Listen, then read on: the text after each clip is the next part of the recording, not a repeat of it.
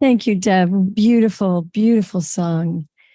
All of your music so apropos for this morning. Can you believe how beautifully this music fits with the world this morning that we woke up to? Are you guys tired of me crying on your pulpit yet? Because I'm afraid it probably won't stop, but it just continues. I have my phone because I had some things I wanted to say that I wanted to make sure I said this morning, and some other ways of my support are not happening. So they're happening on the phone this morning. So everything's working perfectly. I just didn't know it was going to look like this.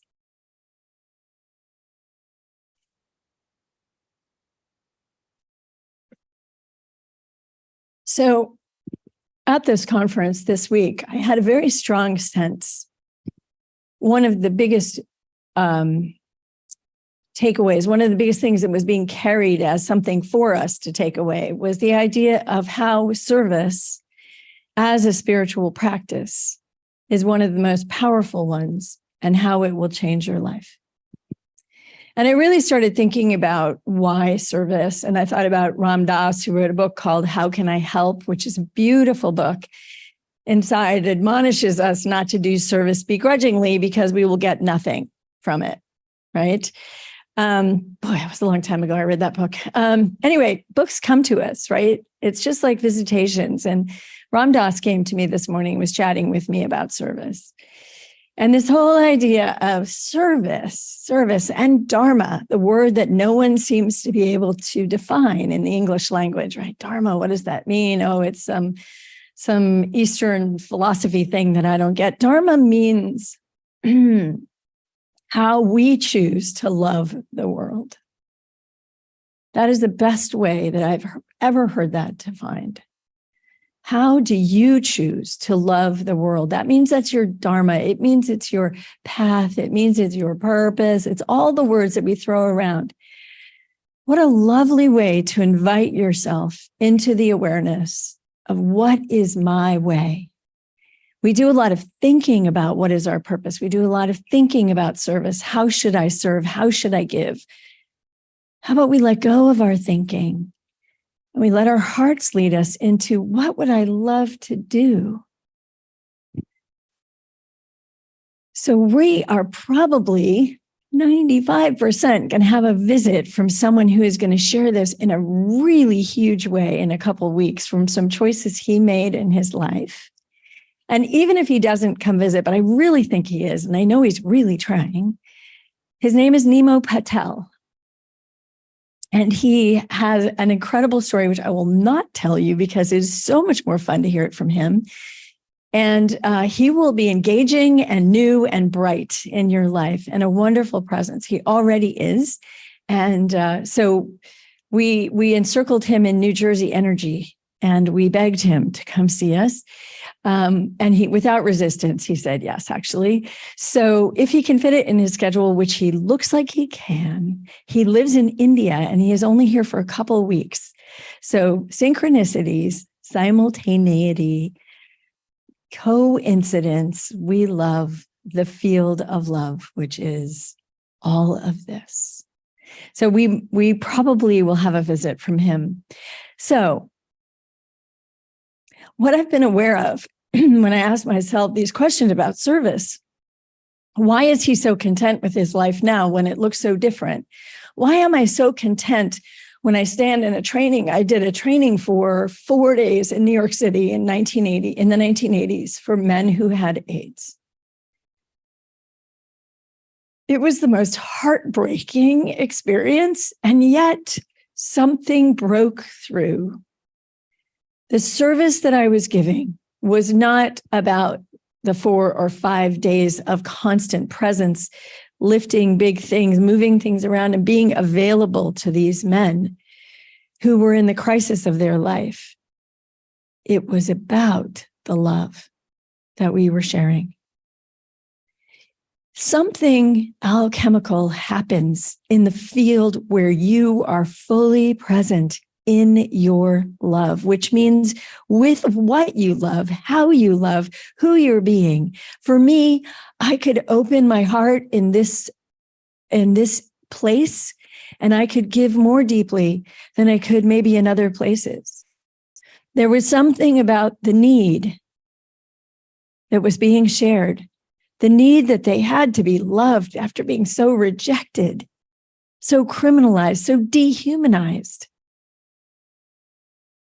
I had to love them, and I did so deeply. I didn't have to love them. My heart had to love them. But what came first? What came first before my heart was their need, their willingness to be vulnerable and say, I'm dying and I need something from the world.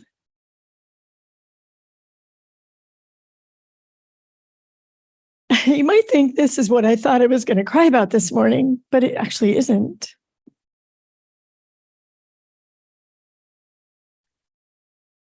What I became aware of is that this word just won't leave me alone. It's called simultaneity. Simultaneity, that we become one in the space of a need and it being met with love. Nothing else is needed. We are elevated beyond our humanness, beyond our self-concern, beyond our egos, whatever word we'll call it. We're elevated into our actual self, into the full identity of the big S self that is the essence of who we are, that is one with everyone and everything. It is beyond rationality, it is beyond thinking. I didn't even know, in my ignorance at the day I arrived to do this, whether I could actually get AIDS from someone. I actually was that ignorant. I blamed it on working too hard and not having time to pay attention.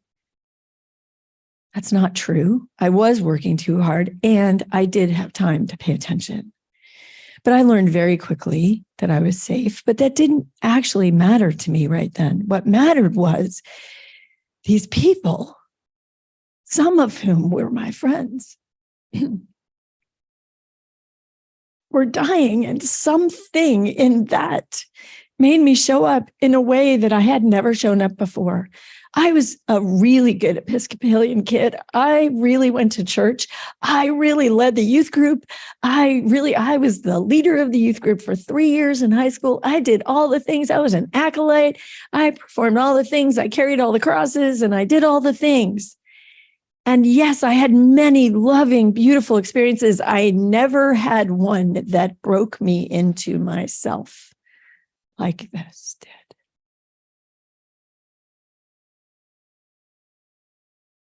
Somewhere in there, I was always still attached to some level of performance, of being my parents' daughter, of being a good girl, of being a good acolyte, of being a good member of the church.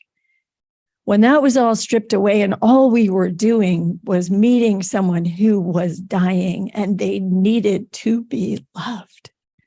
They needed to have hope reinstalled in their operating system. They needed to know that they weren't going to die and no one was going to care, right? They needed that.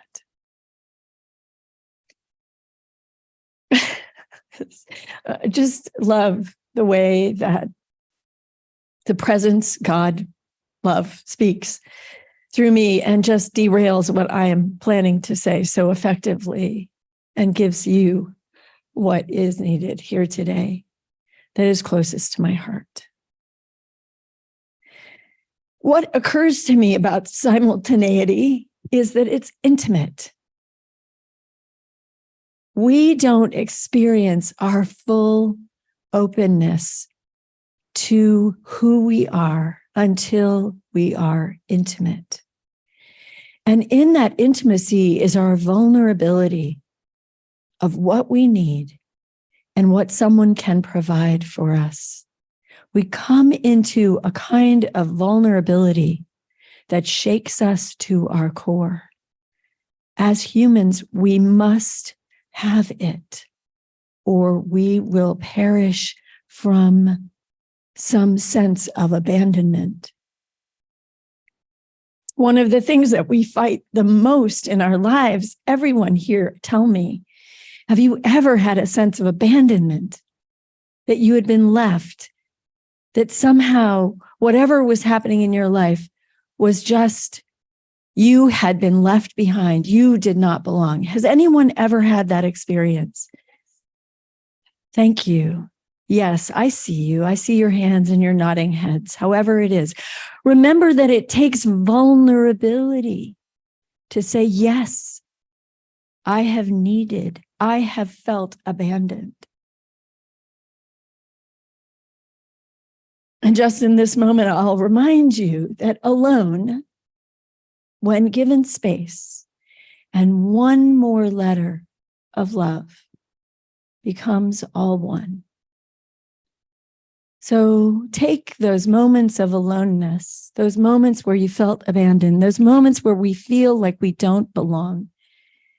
Take those moments and add some breath, some space.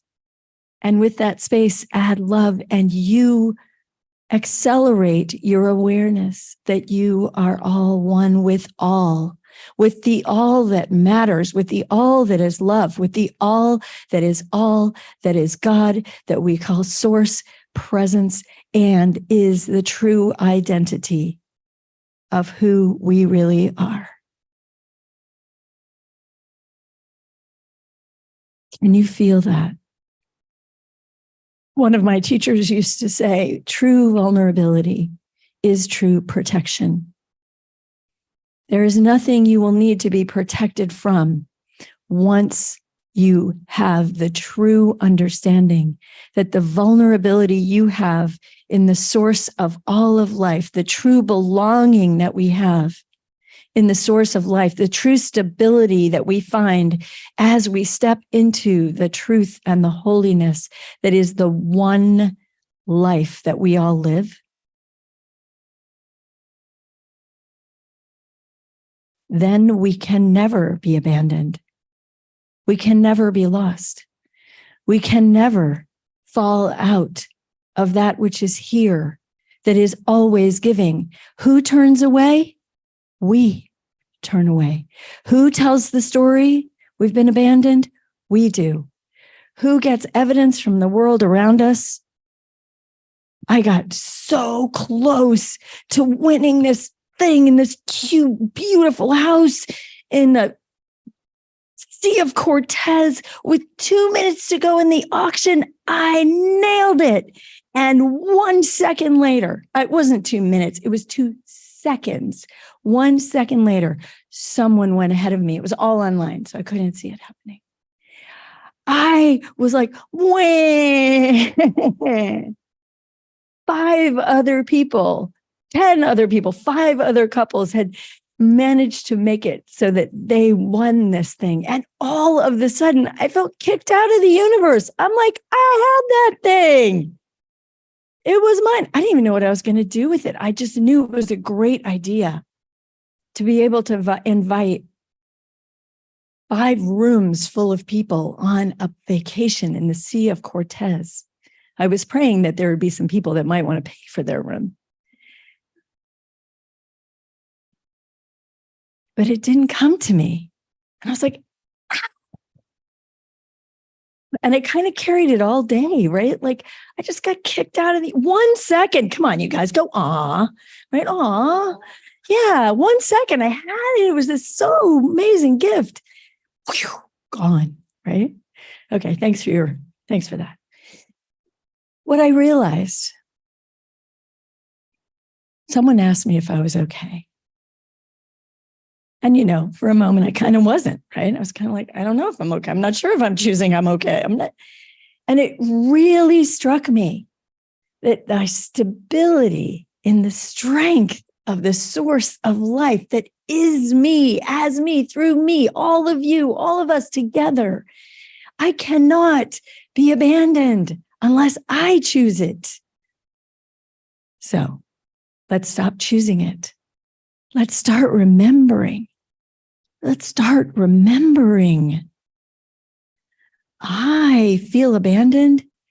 Breath, breathe, add more love, and I am all one. The all one that we are attaching ourselves to, that we know ourselves to be in and through the vibration of this Almighty God, Lord, King of the universe, whatever you want to call it, Queen, Goddess of all time. That is what we want to know. We cannot, it is impossible to be abandoned by that. So as we step more firmly into our consciousness that we know this, that we get this, that there is one power, right? One. Takes all the guesswork out of life, right? Listen. Within. Know your strength. Know your power. Know your love. Listen for the vulnerabilities in each other and fill them. This is service. This is the joy of service. This is where your heart gets to break open. Who would give that back? Knowing that you would never feel lonely and abandoned again in your life, would you do almost hopefully anything for that feeling to know that it always lives in you? It already always lives in you. We have to break up the stories we've been taught. Even the process of birth, some people think is the first abandonment story, and we live it out for the rest of our life. It's not true. We never were abandoned. We were brought here as a soul full of spirit and life. We were birthed into the fullness of that to find our way. What is our Dharma? Which way do we want to walk in love?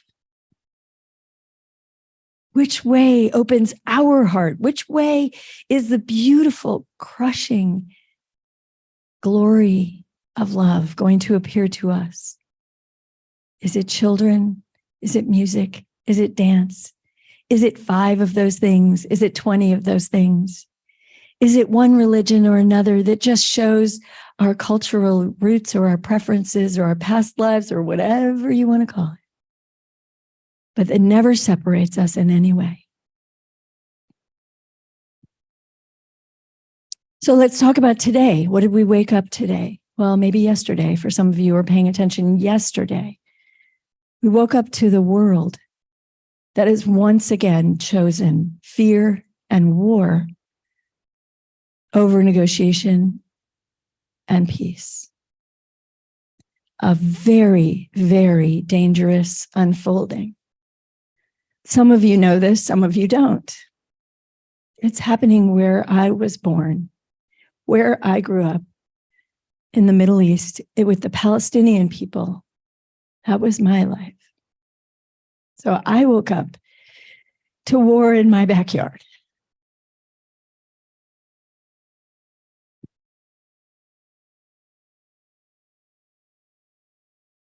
We just went through 9/11. We know what that feels like.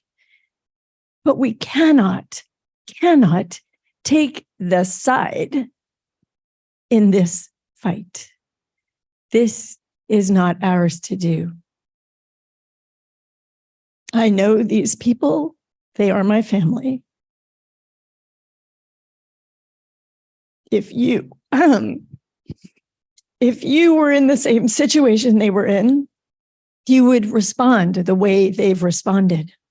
That means everything about the way you grew up, what your beliefs are, what your struggles have been, who you love, and what has happened to them along the way. If you did not know your full, whole self as peace and love and the great glory of the holiness of the spirit of love, you would behave the same way.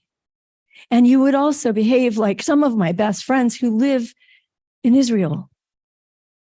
I have people who are deeply important to me who may or may not be alive this morning because we can't remember our vulnerabilities and our needs. We can't remember to serve each other for the highest blessing of our life. I'm not even asking you to sacrifice anything. I'm telling you that the greatest gift that you're ever going to give is from the moments where we reach out to someone who has a need, and in the intimacy of our willingness to give them what that need is, we become all love. And yet, when we've lost hope, when we've lost faith, when we've lost our way, just like the earth that is just about had enough of us too, people will react and they will show you their needs in ways that are uncomfortable and that can take us all off the planet. If it's natural for us to be rejected from this planet or ejected from this planet by earthquakes, tsunamis, fires, it is just as natural for us to eject each other from this planet in our need to rebalance our power structures in our systems. The universe only cares about love. The universe only cares that we are all being loved. The universe has no power but love, and it wields it in a sustainable blessing that doesn't always feel like love. Did anybody ever get grounded? Did anybody ever have a parent tell you this is for your own good and you kind of knew they were right? Thank God they didn't let you go to that party. Yeah. Because what is happening is that together we are trying to save ourselves from the tragedy of our egos, of our thoughts about power, of anything that thinks it's a dualistic system, that there is a right side and a wrong side. The earth is hurting as much as we are. The Palestinians are hurting as much as the Israelis are. Ukrainians are hurting as much as the Russians are. And there are certainly people who have lost their way to such a degree, become so invulnerable, dehumanized, that the breaking through of their soul is a long journey home. But we don't have to follow that lead, do we? We follow the lead of love. We center and we ask what is needed and what is mine to do, not any grandiose gestures necessary unless you have one at your fingertips. And by all means, use it if you could stop a war. There was a time in history when all of the women decided to stop having sex with men until they stopped putting the boys, the children, in war. But this is not just men. This is all of humanity, and we are all trying to figure out what to do today. And I ask you that the first thing that we can do today is remember that we are not alone, that we are one with all of our brothers and sisters all over the world. In Syria, there's another uprising, upsurgence of violence this week. And we know our friend Dr. Ani and our congregant, Natalia, thank you,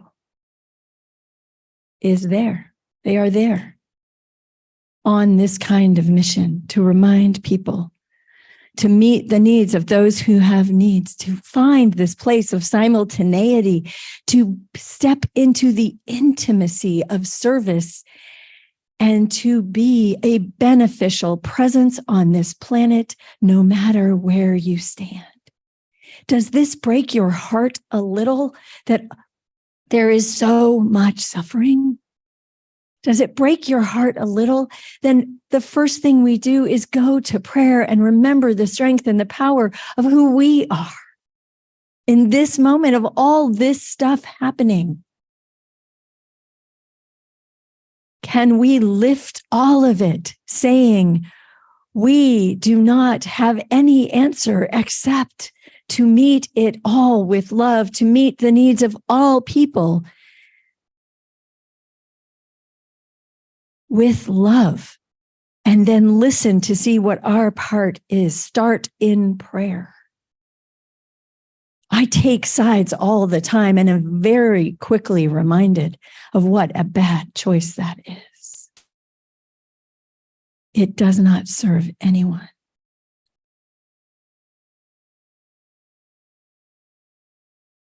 This morning, I awoke with the wish that I could do with the Israelis and the Palestinians that which was done for my 3-year-old child when he was in nursery school.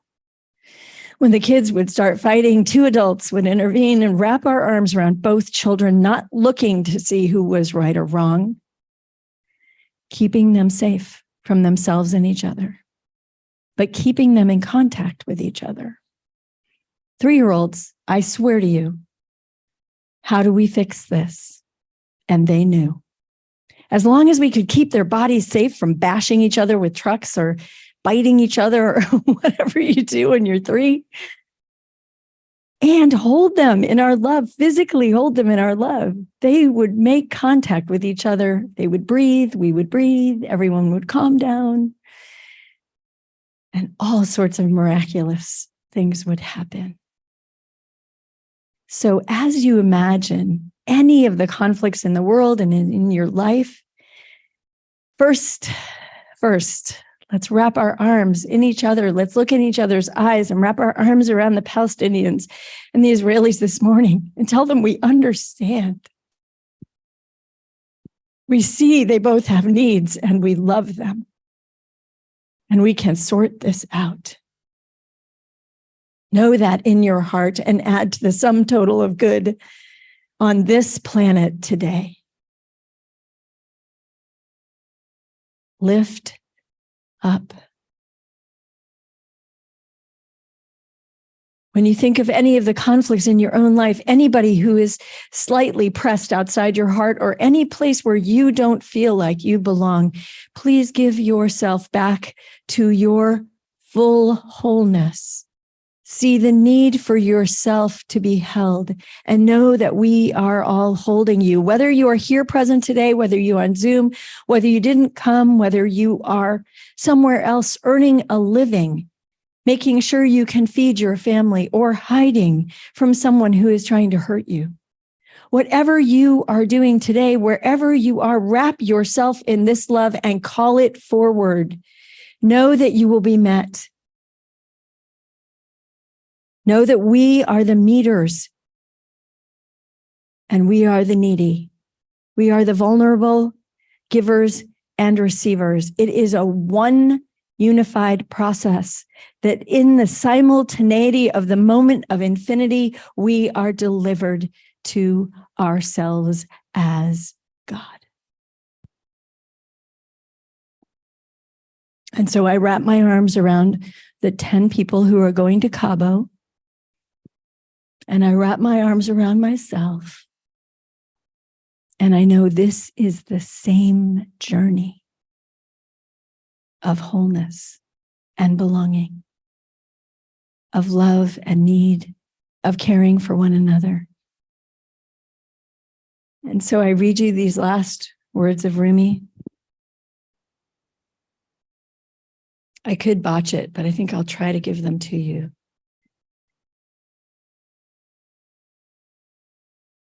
Out beyond ideas of wrongdoing and right doing, there is a field. I will meet you there. It is the only place I can meet you. When the soul lies down in that grass, the world is too full to talk about. Ideas language taking sides.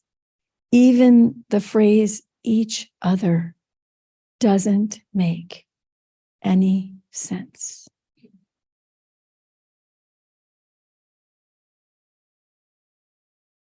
And so we move forward with kindness, with connection, with belonging, with loving, with service.